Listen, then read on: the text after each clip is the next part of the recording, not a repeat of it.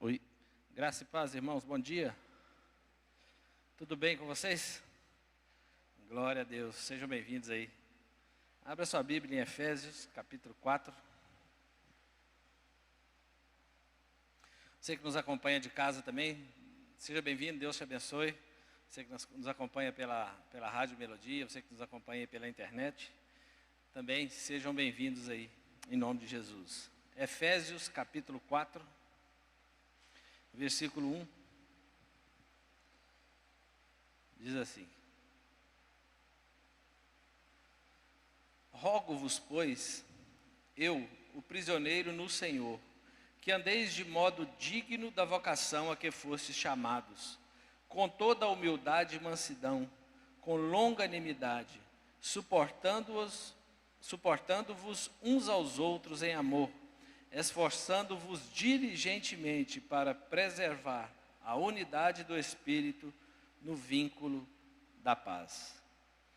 Curva sua cabeça, Senhor nosso Deus, em nome de Jesus, nós queremos te louvar, te agradecer por essa manhã, por cada vida aqui presente, Deus, aqueles que nos acompanham de casa. Nós te bendizemos por essa manhã, Senhor. Te agradecemos por mais um dia. Clamamos a Ti em nome de Jesus, que o Senhor possa falar conosco através da Tua palavra, das Escrituras Sagradas do Senhor. Usa-me aqui nessa manhã, Senhor, para entregar a Tua mensagem e que ela possa, como uma semente poderosa, Senhor, gerar frutos e frutos que permaneçam para a honra e para a glória do Senhor. Amém? Se quiser se assentar, o tema dessa palavra é firmando os passos. E eu tenho estudado alguns dias aí um pouco sobre o trabalho do Billy Graham, do John Stott, alguns projetos deles pelo mundo. E um dos materiais que eles trazem conta a história de um povo africano, os Maasai Moran. Era uma etnia, um grupo que não era muito grande, seminômades, localizado no Quênia e na Tanzânia. Um pequeno povo que tinha uma habilidade extraordinária de rastrear pegadas. Então eles são experts nisso. Eles são capazes de olhar para uma pegada e dizer se ela é de uma criança, se ela é de uma pessoa adulta, se ela é de alguém que leva uma carga, se ela é de alguém que estava tropeçando, se ela era o caminho, a direção que ela estava seguindo, quanto tempo havia passado por ali. Então, a direção que essa pessoa viajava. Então, pelas pegadas que eles contavam, mais ou menos, toda a história de quem tinha passado por ali. Eles são especialistas nisso. E eu pensando um pouco sobre isso, eu fiquei pensando e olhando para mim, queria que você olhasse aí para você, para o seu coração. O que seu caminhar revela? O que suas pegadas revelam? Que história seu caminhar conta? Que história suas pegadas contam? Nesse período de pandemia, os Maasai Moran lá, analisando as suas pegadas, que conclusão eles chegariam? Na sua casa, no seu trabalho? Será que a sua família pode seguir suas pegadas? Será que seus filhos podem andar nas suas pegadas? Você está os conduzindo no caminho certo? Tal filho, tal pai. Os filhos olham a pegada do pai e acompanham. Será que podem fazer isso? Seus discípulos, seus líderes? Para onde nós estamos conduzindo a nossa família? Para onde nós estamos conduzindo os nossos discípulos, aqueles que caminham conosco? Eu queria te dizer que muito mais do que os Maasai, os Moran, como é que é o nome deles exatamente? Maasai Moran, Deus conhece cada uma das nossas pegadas. Deus sabe onde estivemos e onde elas vão levar. Muito mais do que eles, Deus nos conhece. Mas eu queria que você refletisse um pouco, então, onde você tem botado os seus passos. E eu queria te convidar nessa manhã, através desse texto que nós lemos, porque em Efésios, Paulo nos convida para uma caminhada. Várias vezes ele vai falar sobre a forma que devemos andar. E olhando para essa carta de Paulo aos Efésios, nós entendemos que, né, os estudiosos entendem que apesar essa carta ter sido endereçada à igreja de Éfeso, eles encontraram muitos pergaminhos dessa mesma carta, escrito na mesma época, que não tem o destinatário, ou seja, essa carta provavelmente foi uma carta que Paulo fez para todas as igrejas, e à medida que eles iam fazendo as cópias, eles iam colocando para onde ia enviar. E eu imagino que essa carta também, de Paulo, naquela época, é para a Comunidade Batista da Paz, é para mim e para você, amém? Então esse texto é muito atual e vai trazer orientações para nós. Essa carta faz parte de um grupo, acredita-se que Paulo escreveu 13 cartas, e 4 delas ele escreveu na prisão. Essa é uma delas, que são chamadas as cartas da prisão, que são Efésios, Filipenses, Colossenses e Filemon.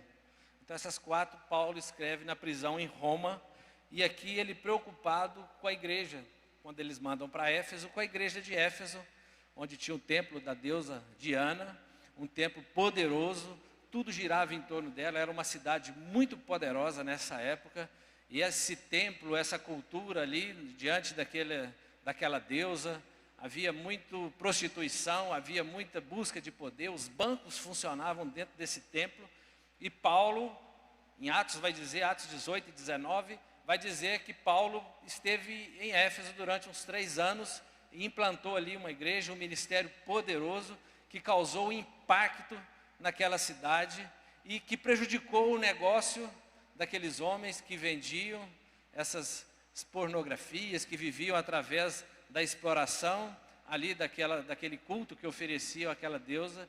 Então dali eles se levantam contra essa igreja, né, e eles tiveram algumas dificuldades, tamanho foi o impacto que Paulo causou naquela cidade. Então muitas pessoas eles se converteram verdadeiramente, e Paulo estava preocupado com eles. E nesse texto que nós acabamos de dizer, Paulo vai dizer: rogo-vos, pois, eu, o preso do Senhor, que andeis como é digno da vocação que fostes chamados. Paulo está falando assim: eu imploro a vocês, andem de acordo com a vocação, daquilo que é digno com que fostes chamados, com que Deus vos chamou. E pensando um pouco aqui, eu não sei se você tem um conhecimento um bom conhecimento do que aconteceu com você quando você entregou sua vida para Jesus. Qual foi o impacto espiritual? O que aconteceu na sua vida espiritual quando você entregou sua vida para Jesus? Quais as bênçãos que foram derramadas sobre a sua vida, que talvez você nem sabe? O que Jesus conquistou quando pagou aquele alto preço naquela cruz por você? E no dia que você reconheceu isso, entregou-se verdadeiramente a Ele, o que Deus colocou à sua disposição, o que Deus já tinha planejado. E eu fico pensando assim, sabe aquelas pessoas que você olha e sabe que tem aquele dom extraordinário, tem aquele talento que Deus que deu, e você vê que elas estão usando de forma equivocada, ou muitos nem usando aquilo que Deus deu a elas. Então, que nessa manhã eu queria trazer uma reflexão para que nós pudéssemos entender. O apóstolo Paulo era um homem poderoso em oração, um homem de Deus, e Deus, ele vai dizer que muitos mistérios lhe foram revelados. Alguns vai dizer que Paulo orava tanto em línguas, em mistérios, e isso fez com que ele tivesse tantas revelações de Deus, além de muitas outras coisas que ele desempenhou durante o seu apostolado. Então eu queria que você agora começasse a entender quem é você espiritualmente, aos olhos de Deus, pelo que Jesus conquistou na cruz do Calvário. A primeira coisa, em Efésios 1 vai dizer que você foi abençoado com todas as bênçãos espirituais nas regiões celestiais. Você foi abençoado. O dia que você confessou Jesus como seu único e suficiente Salvador, automaticamente você foi abençoado nas regiões celestiais. Aqui quer dizer, no mundo espiritual, algo mudou a seu favor. Aquilo que era contra nós, agora mudou. Agora aquelas bênçãos que Deus tinha dito a Abraão, a Isaac e a Jacó, agora estão à sua disposição. Algo mudou no mundo espiritual. Essa experiência, talvez que você já tem hoje, mas que no dia que você creu em Deus, talvez que você não entendia muito bem, você falou, da agora para frente é que realmente eu vou ter experiências com Deus. Você se engana, porque olha só, o simples fato de você estar aqui nessa manhã, o culto a Deus numa igreja, numa reunião como essa, vem sendo feito há séculos. E ele vai se repetindo de geração em geração, porque Deus vai tocando no coração das pessoas, e o texto vai dizer que ele elegeu, que ele gerou nele, ainda antes da fundação do mundo, para ser santo e ser irrepreensível. Então o fato de você estar aqui, entenda, eu creio que foi Deus que te trouxe nessa manhã. Você precisa entender que você foi eleito nele, você foi gerado nele, e ele vai dizer para ser santo e irrepreensível. Comece a pensar, minhas pegadas têm demonstrado isso, porque você, olha só, você é filho de Deus, ele te elegeu nele, ele te predestinou e te adotou como filho. Você é filho, você é filha de Deus. Aí você começa a entender, então quando eu aceitei Jesus, agora sim, agora ele te deu o direito de ser chamado filho de Deus, do Deus Altíssimo. E vai dizer que em Cristo nós temos a redenção por meio do sangue de Jesus. Então por meio do sangue de Jesus, o Senhor nos comprou, nos remiu. Então nós fomos redimidos, nós fomos resgatados, nós fomos comprados. Jesus te comprou por alto preço, sabia, querido? Pensa nos mundos espirituais, A nossa luta não é contra carne e sangue, contra principados e potestades. Agora Jesus está dizendo que não é mais assim. Agora você é mais do que vencedor, agora você é filho dele. Portanto o diabo não pode mais tocar na sua vida, é isso que ele está dizendo. Então agora ele te chama, ele te redimiu, você era escravo, agora você não é mais, agora você é filho, você é filha de Deus, em Cristo Jesus. Ele vai dizer que nós fomos selados, você foi selado com o Espírito Santo. Quando você confessou Jesus, ele colocou o Espírito Santo lá no seu coração, ele te selou. E ele vai dizer que isso é o penhor da nossa herança, isso é o penhor da sua herança. Sabe no dia que você for para a glória, se você morrer, se você for arrebatado, na hora que você chegar lá, eu tenho selo. Eu tenho o selo, o Espírito Santo é o selo. Quando você chegar nos portais eternos, não sei como é que vai funcionar, você será reconhecido, esse é filho, esse tem o selo. É isso que o texto está dizendo. Então nós não podemos imaginar que somos menos do que isso, é a nossa garantia.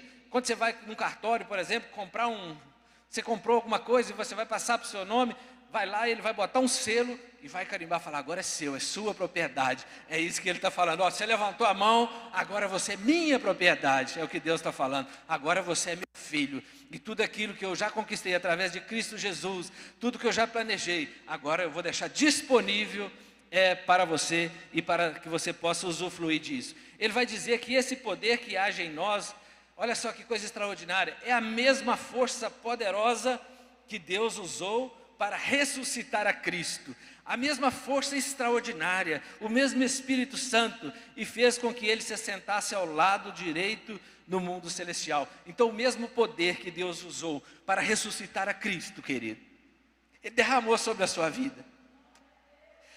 Ele derramou, ele disponibilizou, ele nos deu, porque ele nos ama. Eu queria que você entendesse que você é filho, querido.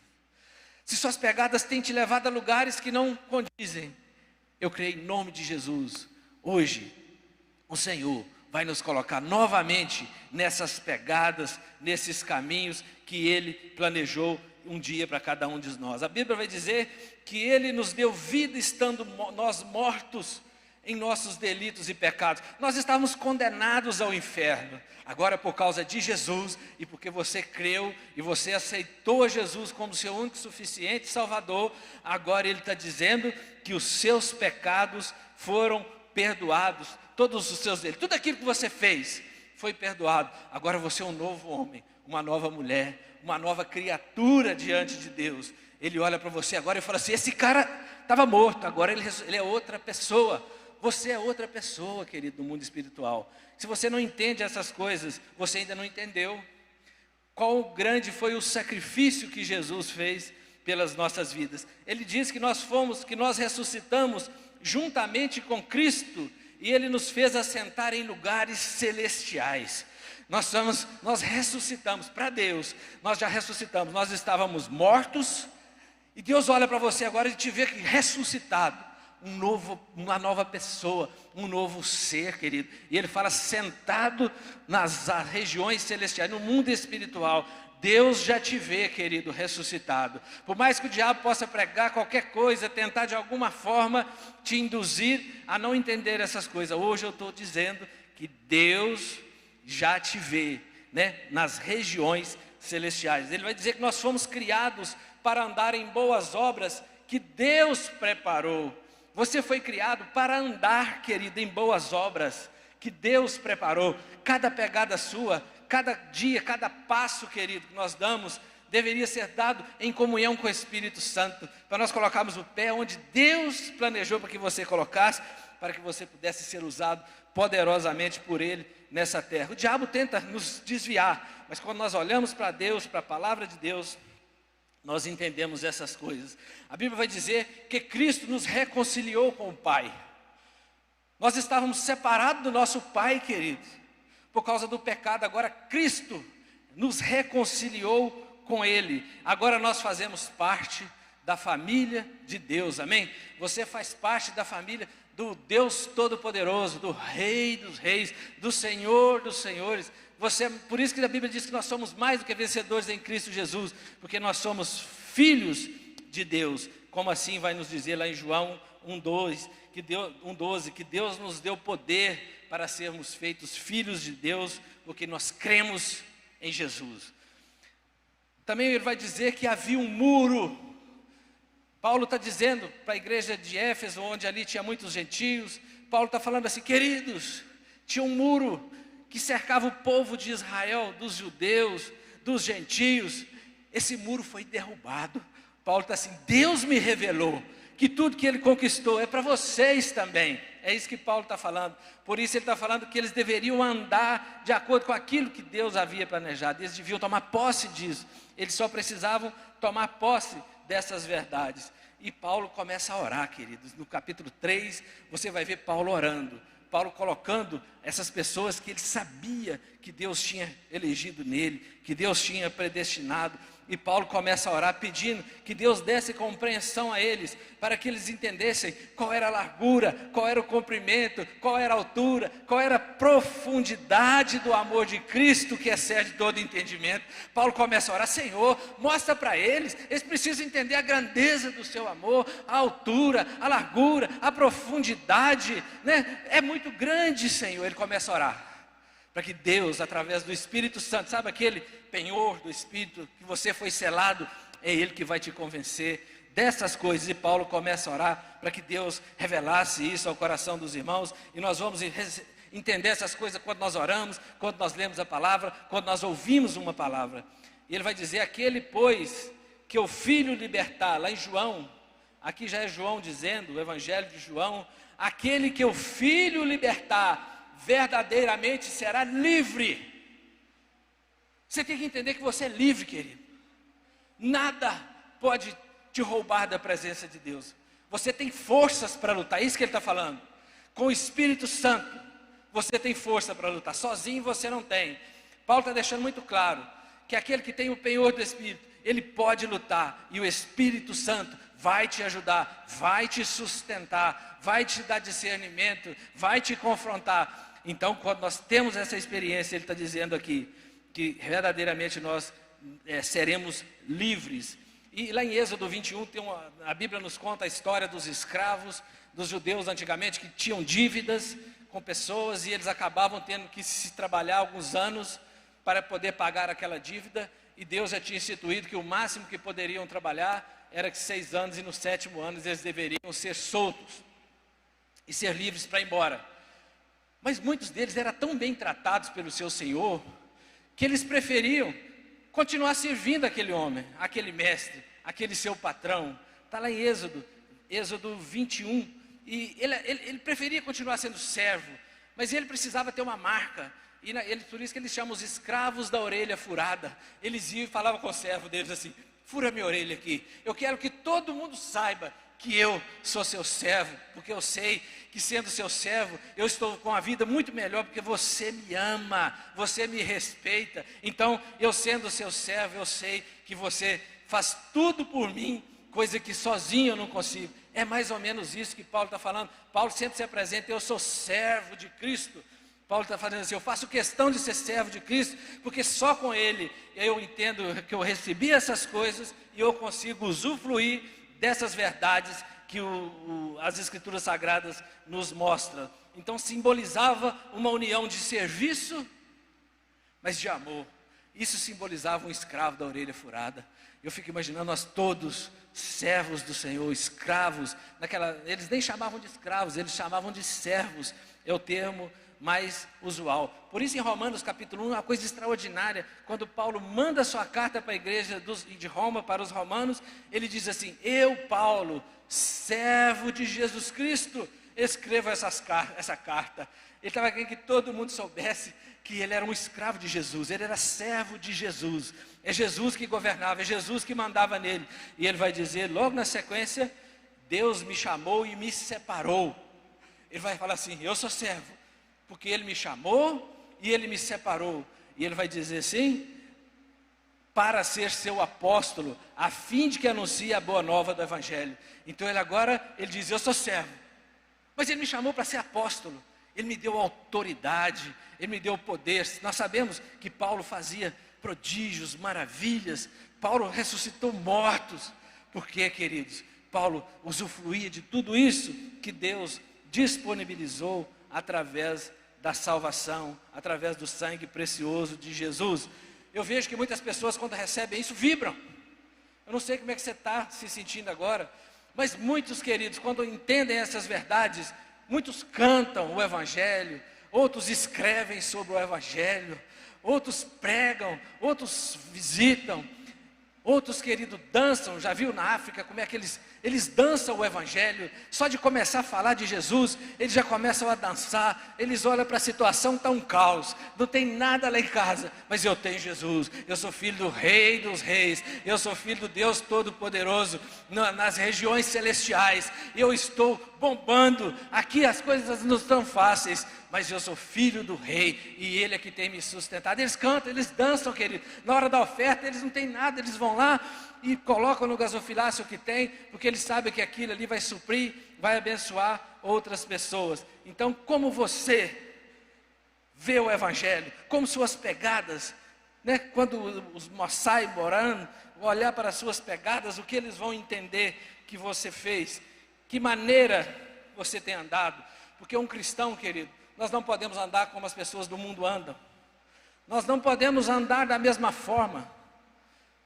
Nós não podemos misturar. Andamos juntos, caminhamos juntos, trabalhamos juntos, mas nós somos diferentes. Nós não participamos de certas coisas. Nós não compartilhamos de certas conversas. Nós não negociamos princípios. Nós devemos ser diferentes. O mundo, quando olha para um crente, ele vai dizer, querido, esse cara é diferente. Está todo mundo reclamando, está todo mundo sofrendo, e ele está na mesma situação do que nós, mas ele está sempre glorificando a Deus, ele tem esperança, ele sabe, ele é tranquilo. Ou, por outro lado, diz que esse cara é crente, mas como é que ele faz essas coisas? Querido, não pode haver nós não podemos dar esse tipo de testemunho. Nosso testemunho tem que fazer a diferença, porque todas essas bênçãos foram derramadas sobre as nossas vidas, para que nós pudéssemos fazer as obras que Deus planejou para que nós fizéssemos. E se nós nos aliançarmos com o mundo, Paulo vai dizer que é como se nós estivéssemos apagando o Espírito e dando lugar ao diabo na nossa vida. É como se você estivesse falando: Espírito Santo, dá um tempo, que agora eu vou dar uma moral aqui para o diabo. É isso que Paulo está falando na carta aos Efésios.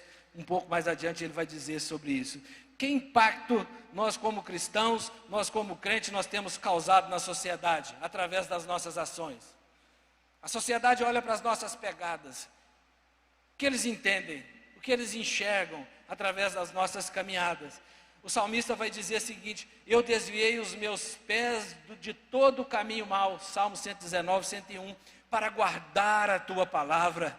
Ele vai dizer assim: eu abandonei tudo que era de ruim para guardar a tua palavra. Ele está falando assim, porque é impossível quem se alimenta da palavra de Deus e participar dessas coisas ruins. Não tem jeito. O Espírito Santo, à medida que você lê, à medida que você ora, o Espírito Santo começa a trabalhar no seu coração, abre seu entendimento, as escamas caem dos nossos olhos e nós começamos a ver a realidade daquilo que estamos vivendo, e Deus abre o nosso horizonte. Deus nos mostra a grandeza que já foi conquistada por nós e quem nós somos. Aí nós deixamos de ser o coitadinho, nós deixamos de ser um zero à esquerda, nós deixamos de ser o drogado, deixamos de ser as prostitutas, os prostitutos. Agora nós todos nos tornamos filhos, por mais que todos possam dizer, você olha para a grandeza daquilo que Deus conquistou, e agora você entende que você é filho, e Ele está falando aqui que Ele abandonou todo esse caminho mau, o caminho de pecado, para se manter aos pés do Senhor, junto à palavra.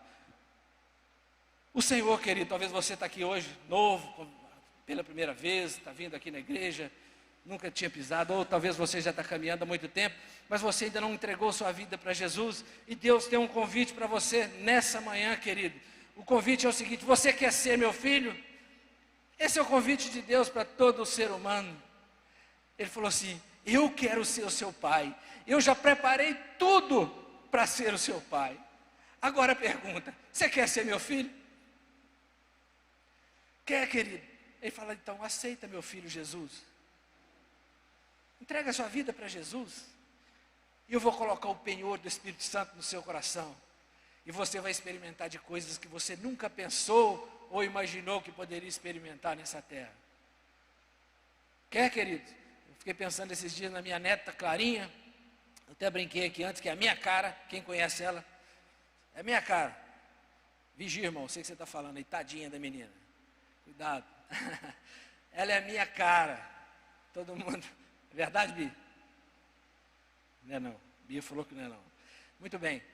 Ela tem 1 ano e pouco, esses dias, há alguns meses atrás, ela começou a andar e dava os seus primeiros passinhos, e a gente achava aquilo a coisa mais maravilhosa do mundo. E talvez eu estou contando assim, você vai falar assim: mas isso é uma coisa natural?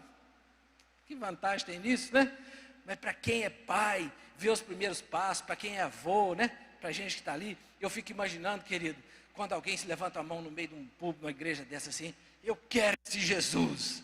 Aí Deus agora lá do céu, a Bíblia fala que tem uma festa no céu. Aí Deus lá do céu agora vai pensar assim, Ele vai começar a dar os primeiros passinhos, cambaleando, né? Caminhando para o lugar errado. Eu vou trazer ele de volta, mas eu vou colocar ele na caminhada, devagarzinho. Agora o penhor do Espírito Santo agora vai conduzi-lo. Agora eu tenho a liberdade para trabalhar na vida deles. Essa é a sua escolha, porque Ele já te predestinou, Ele já te elegeu. Agora Ele só espera você falar assim: eu quero caminhar com o Senhor. Aí a decisão agora é sua. Então, lá no capítulo 5, ele vai dizer no versículo 1, que nós devemos ser imitadores de Deus. Deus é seu pai? Sim ou não? Tal pai, tal filho. Você quer ser parecido com seu pai? Com Deus Todo-Poderoso? É até grande demais para nós ser parecidos com Deus. O Cristiano pregou esses dias mais ou menos em cima disso. É até ser parecido com Deus. Você quer ser parecido com Deus? Olhe para Jesus. A Bíblia diz que Jesus é a expressão exata de Deus. Deus se fez homem para mostrar para mim e para você o quanto Ele nos ama, como é o comportamento que Ele espera que nós, como filhos, tenhamos nessa terra. Os planos que Ele tem para nós, o texto vai dizer que são muito maiores do que tudo aquilo que nós podemos pensar ou imaginar. A Bíblia diz que Jesus crescia em sabedoria, estatura e graça. Jesus, querido, Ele crescia em sabedoria, estatura e graça. Ele foi aprendendo os primeiros passos como menino, diante de Deus e dos homens. Até Jesus, queridos, Ele cresceu diante de Deus, mas também diante dos homens. As pessoas olhavam para Ele, o diabo tentava Ele, tudo conspirava para fazê-lo desviar do caminho, nada tirava Ele do caminho. açoites, chicotadas, nada, querido, humilhação, nada tirava ele do caminho. E ele ia passando pelo caminho, ele ia curando, ele ia restaurando, ele ia libertando, e ele ia passando pelo caminho, nas obras que Deus tinha determinado para ele, porque ele sabia que ele precisava de chegar na cruz do Calvário, para me salvar, para te salvar, querido, para nós recebermos essas bênçãos que Deus conquistou para mim e para você. Por isso Jesus não se desviou, nunca. E ele fez isso diante de Deus e diante dos homens. Por isso que eu estou falando, querido, nós somos crentes diante de Deus, mas também diante dos homens. Nós somos crentes, nós somos cristãos, nós somos evangélicos, nós costumamos dizer assim. E o segredo, Paulo vai dizer aí, versículo 1, ele vai dizer: rogo-vos, portanto, eu, preso do Senhor, que andeis como é digno da vocação com que foste chamado, com toda... Como é que você vai andar? Ele está falando assim: com toda humildade e mansidão, com longanimidade, suportando-vos uns aos outros, procurando guardar a unidade do Espírito pelo vínculo da paz. Unidade, é o mesmo Espírito, querido. Ele está falando assim: tenham paz entre vocês. Andar em humildade, humildade é a primeira coisa que ele vai dizer. Nós devemos andar em humildade. Humildade, muitas vezes você acha que tem que ser um coitadinho, não é nada disso, querido. Humildade, sabe o que o texto está dizendo? Sabe o que Paulo está nos ensinando? Deixa eu ver se eu acho um lenço aqui. Você pode pegar um lenço para mim, por favor? Sabe o que Paulo está nos ensinando aqui, através desse texto precioso, querido? Ele está nos dizendo o seguinte: você precisa de se humilhar, você precisa de diminuir, porque agora que eu te falei quem você é diante de Deus, quem você é no mundo espiritual, talvez você está se achando bom demais, e você é, porque você é filho de Deus. Pensa numa cidade onde os filhos dos poderosos, né, gostam de botar moral para cima da polícia. Você não pode mexer comigo, você sabe de quem eu sou filho, você sabe quem é meu pai, você não pode tocar em mim, você não me conhece, você não conhece meu papai. Já pensou se nós saíssemos assim? Cara, você não pode falar isso comigo, eu sou filho de Deus, cara, Rei dos reis, Criador de todo o universo, aquele que tem todo o universo na palma das suas mãos. Como é que você... Ele está falando: não, você não pode dizer isso. Ele falou: você tem que se humilhar. Agora que você entende que você não é nada simplesinho, que você não é humildezinho, aí falou: agora você tem que se humilhar. Ele significa, nos humilhar nesse sentido significa: coloque o seu pai, o Deus, em primeiro lugar na sua vida. Coloque agora os seus irmãos em segundo lugar. Coloque você em último lugar. É isso que ele está falando. Agora você vai viver de acordo com o que Jesus ensinou. Agora é o evangelho sacrificial.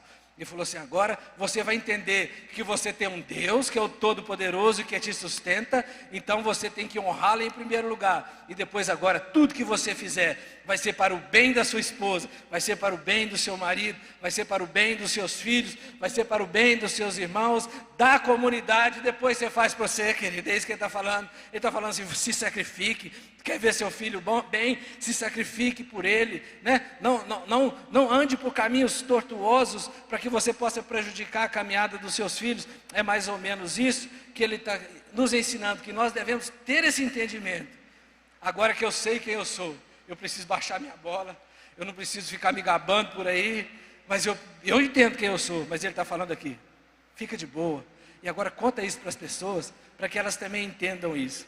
E ele vai dizer... eu fiquei pensando, né?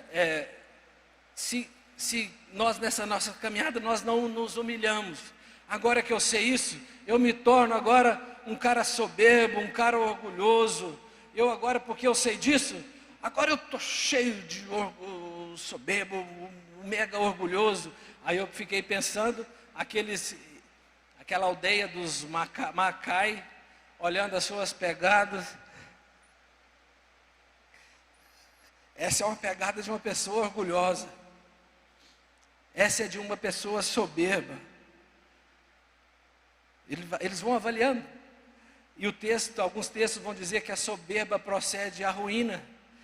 Quando essas pegadas são identificadas, o destino, querido, é a ruína. O destino é a morte. A altivez de espírito procede à queda. Aquele que se sente todo orgulhoso por essas coisas, o perigo dele é a queda. O risco que ele corre é de cair. E o texto vai dizer que nós devemos também andar em mansidão. Andar em mansidão não quer dizer fraqueza. Andar em mansidão não quer dizer que você é fraco.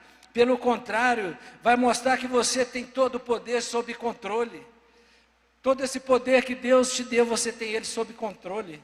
Então você vai andar com mansidão, você tem o controle sobre isso. Pensa em Moisés.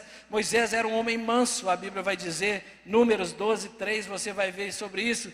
E diz que ele tinha um poder, ele exercia um poder enorme de liderança. Ele fez a diferença, mas ele era um homem manso. Jesus, a Bíblia fala sobre Jesus, que quando ele foi insultado, ele não respondeu com insultos. Quando sofreu, não ameaçou, mas pôs a sua esperança em Deus, o justo juiz. Então, sabe no trabalho o dia que alguém vai te humilhar? Você é manso, você é humilde, me perdoe, você fica de boa e talvez aceita aquilo ali. Eu fiquei pensando esses dias, sabe aquele menino que eles botaram num galão, né, como é que chama aquilo? Barril. A família colocou no barril, largou ele no sol. Aquilo nos irrita. Aquilo deixa a gente, muitas vezes, irritado, né?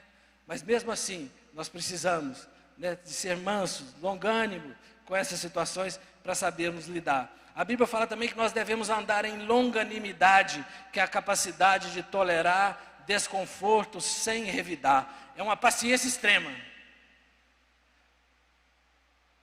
Não sei se algum irmão já está pensando, né? Que a vida tortuosa lá atrás, eu acho que era melhor, porque aqui está exigindo muito de mim.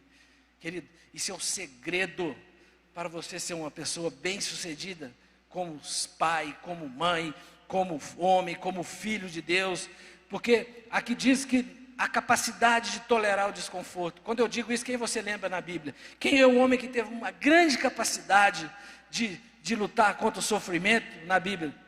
Você vai responder talvez Jó. Sim ou não? Né? Você conhece a história de Jó.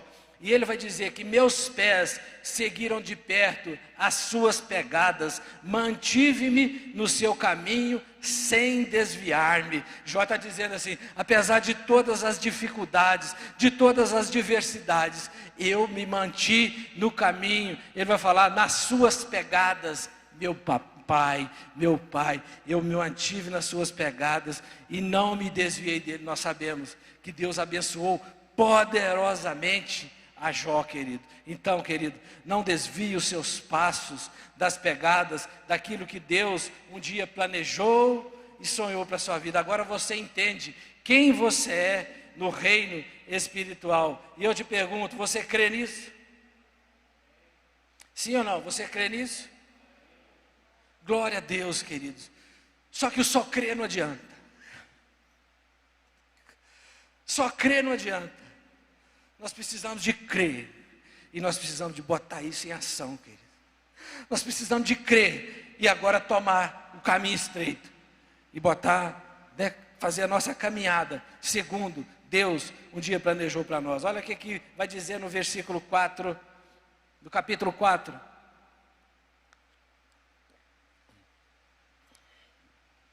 No capítulo 4, no versículo 4. Por que, queridos, que nós precisamos de juntos? Aqui está falando unidade. Por que nós precisamos andar juntos? Porque há um só corpo, há um só Espírito, há uma só esperança, há um só Senhor, há uma só fé, há um só batismo, há um só Deus, há um só Pai e Pai de todos, o qual sobre todos age por meio de todos e está em todos, queridos. Há um só Deus e Pai de todos. Sabia que o seu pai é o meu pai? Sabia que o seu pai é o meu pai também? Então, por que você não me trata como irmão? Já pensou nisso? Sabia que o seu pai é o pai de todos os cristãos do mundo? Sabia que você tem muitos irmãos? Ele vai dizer, há um só Senhor, há uma só fé, um só batismo, um só Deus e Pai de todos, o qual é sobre todos, age por meio de todos e está em todos. Oh glória! Quando você entende agora que o Pai, através do Espírito Santo de Deus, está em todos nós, queridos, isso facilita meu trato com você agora. Isso facilita o meu entendimento agora que você foi escolhido para caminhar nas pegadas do Senhor. Por isso o dia que eu te chamar, irmão, vamos atrás de fulano. Eu sei que o Espírito Santo, que testifica no meu coração, testifica no seu, e nós vamos levantar junto e vamos lá, porque nós queremos que aquela vida também seja mudada. Então a Bíblia nos fala de uma unidade e não de uma uniformidade. Unidade é que nós devemos ter esse tipo de entendimento. E uniformidade é porque nós não andamos em uniformidades. Cada um é diferente. Deus vai derramando os seus dons, os talentos, de acordo com aquilo que Ele planejou. Muitas pessoas, queridos, a gente vê, tem um talento extraordinário, poderoso que Deus deu. E essas pessoas menosprezam o seu talento, o seu dom, o seu chamado. Menosprezam, querido. Não querem. Conquistado a preço de sangue, querido, gerado em Deus, antes da fundação do mundo, predestinado por Ele. Não quero, não está na hora, eu determino a hora, eu que determino a hora. Não extingais o Espírito Santo, a Bíblia diz, em Efésios 4, finalizando, capítulo 4, 17, 18, Paulo vai dizer, ele nos ensinou o que devemos fazer, agora ele falou, não façam. Ele vai dizer, e digo isso e testifico no Senhor, para que não andeis como andam também outros gentios, na vaidade da sua mente. Não andem como os gentios que são vaidosos na sua mente, que acham que sabem de tudo, que acham que são superiores. Ele vai falar assim, eles estão obscurecidos de entendimento. O entendimento deles está ofuscado. Eles não sabem de nada, na verdade, alheios à vida de Deus, pela ignorância que há neles, pela dureza do coração deles. Como, querido, associarmos com essas coisas, com essas pessoas? Ele vai dizer, os quais, havendo perdido todo o sentimento, se entregaram à dissolução com avidez, com aquele desejo inflamado para o pecado, cometendo toda a impureza. Ele está falando assim, corre dessa galera que fica cometendo impureza, pornografia, esses caras aí, aquele templo da deusa Diana, ali a prostituição rolava solta, ali imperava todo tipo de mal, né? O poder, a riqueza, ali era o Deus daquele povo. Ele está falando assim, foge do meio dessa galera, não anda com eles. Eu fico imaginando um pai que não conhece a Deus e começa a conduzir a sua família sem rumo. Pensa bem, tal pai, tal filho, queridos. Onde os pais colocam os pés, os filhos vão junto. Já pensou? Um para frente, dois para trás, outro para o lado. Por isso que o Senhor vai dizer, Paulo também vai dizer, não se embriagueis com vinho onde há dissolução, enchei-vos do Espírito. É como se um cara que não tem, ele está falando aqui, esses caras estão perdidos. Eles acham que eles estão bombando, mas eles estão perdidos. E agora você vai tratar deles com muita humildade, com mansidão e com longanimidade. É isso que o texto vem nos ensinar. Em Efésios 4, 24, 32, vai dizer que nós fomos revestidos de um novo homem. É como se nós tivéssemos uma nova roupagem, né? E ele vai dizer, seja justo, reto e verdadeiro. Você tem sido verdadeiro, você tem sido justo, tem sido reto, glória a Deus. Ele vai dizer, deixe a mentira, fale cada um a verdade com o seu próximo, porque somos membros uns dos outros. Nós somos membros do mesmo corpo, e eu falo a mentira para essa mão, sobre essa mão, né? Para de falar mentira. Maridos para esposa, esposa para o marido, filhos para os pais, pais para o filho, patrão para o funcionário, funcionário para o patrão. Paulo vai trabalhar tudo isso na carta de Efésios, todos esses em detalhes. Ele vai dizer, irai-vos e não pequeis. Quando eu falei lá atrás, aquela hora, eu queria usar nesse momento aqui, daquele barril, do menino lá dentro, e muitas vezes a gente fica irado, como é que um pai faz um negócio daquele, e ele vai dizer, irai, mas não pecai. Ele vai falar, agora, usa a sua mansidão, acalma. Sabe o que você pode fazer? Começa a orar por aquela família, começa a orar por aquelas pessoas, interceda por ela, ele vai dizer assim, não se põe o sol sobre a sua ira, nem deis lugar ao diabo. Ele fala que toda vez que você começa a ficar irado, você se afasta do Espírito Santo de Deus, como se assim pudesse, e se aproxima do diabo, ou dá espaço para que o diabo comece a criar situações, dando lugar para que ele possa tramar sobre a sua vida. Ele vai dizer, aquele que furtava, não furte mais, trabalhe, fazendo com as mãos próprias, com as suas próprias mãos o que é bom, para que tenha como acudir o necessitado. Agora ele está falando assim, pare de roubar, comece a trabalhar, você vai ver como é que eu vou prosperar o trabalho das suas mãos, e você vai poder ajudar muitas pessoas, muitos necessitados, porque foi para isso, para essas obras que Deus te gerou, para as suas boas obras, e isso exige que nós trabalhemos. Não saia da vossa boca nenhuma palavra torpe, não saia da sua boca nenhuma palavra que envergonhe a Deus, nenhuma palavra maldita. A Bíblia fala que a língua é fogo consumidor. Uma única palavra põe fogo em toda uma floresta. A fofoca, aquele que fofocava, não fofoca mais. Talvez a pessoa era fofoqueira no passado, agora ela entende quem ela é em Cristo Jesus, agora todo mundo vai falar, como mudou esse irmão, como mudou essa irmã. Falava de todo mundo, hoje ela só abre a boca para falar a sabedoria de Deus, ela só abre a boca para falar coisas que edificam. Ela nunca mais abriu a boca para falar de outras pessoas, ela só abre a boca para falar coisas que edificam. E ele vai dizer, e sim unicamente o que for para edificação. Ele fala, não entristeçais o Espírito, no qual fostes selados. Longe de vós toda amargura, toda cólera, toda violência. Longe de nós cristãos, toda amargura, violência, ira, gritaria. Sabe, irmãos, irmãs, barraqueiros, barraqueiras, todo mundo no bairro fala, não sai da igreja, e a semana inteira criando essa confusão aqui perto de casa. Que baixaria, já pensou? É isso que ele está falando assim.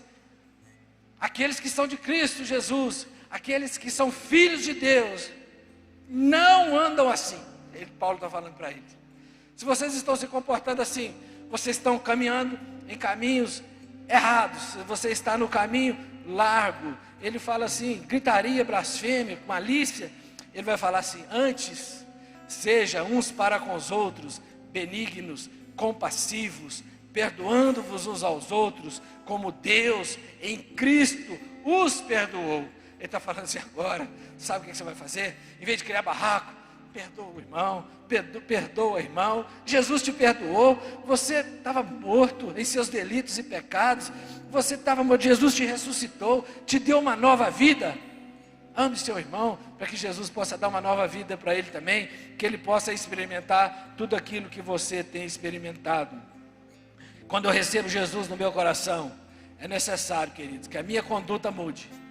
É necessário, nós como cristãos, é necessário que a nossa conduta mude.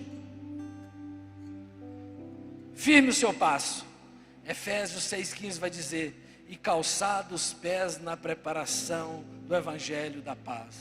Calce os seus pés com o Evangelho da paz, queridos. Isaías 52 vai trazer explicando isso, vai dizer assim, quão formosos são sobre os montes os pés do que anunciam as boas novas. Quão formosos são os pés daqueles que anunciam as boas novas, que faz ouvir a paz do que anuncia o bem, que faz ouvir a salvação do que diz a Sião, o teu Deus reina. Já pensou, querido? Você andando para tudo enquanto é canto, você vai falar, o meu Deus, o teu Deus reina, irmão. Nós não podemos brigar, vamos anunciar o Evangelho. E eu queria te dizer, se você veio aqui hoje cansado e sobrecarregado, Jesus já disse, vinde a mim, vós que estáis cansados e sobrecarregados, porque eu vos aliviarei. Ele vai dizer, tomai sobre vós o meu jugo e aprendei de mim, que sou manso e humilde de coração. Querido, se o cristão quiser ser manso e humilde de coração, ele precisa caminhar diariamente. Por isso que a Bíblia diz que nós devemos orar em todo o tempo, orar e vigiar em todo o tempo, sem cessar. Nós devemos estar o tempo inteiro ligado no Espírito Santo, naquele que nos conduz. Aí sim, nós seremos mansos e humildes como Jesus. E Ele vai dizer que aí nós vamos encontrar descanso para a nossa alma, porque o jugo dele é suave e o fardo é leve. Sabe aquele fardo pesado que você tem carregado? Que os Maasai Morã olha para si, nossa, esse cara está carregando um peso, essa mulher está carregando um peso, coitada, ela deve estar morrendo, olha que peso. Ele está falando assim, chama Jesus para caminhar com você. Agora quando eles olharem para a sua pegada, vão ser pegadas firmes, agora vão ser pegadas suaves, né? Leves, de acordo com aquilo que Deus um dia planejou para cada um de nós. Portanto, queridos, vale a pena nós demonstrarmos quem realmente nós somos em Cristo Jesus. Nós fugirmos de toda distração, de todo caminho que não nos conduz à presença de Deus. Amém? Eu espero que Deus tenha falado na sua vida. Eu queria te convidar para que nós pudéssemos orar juntos.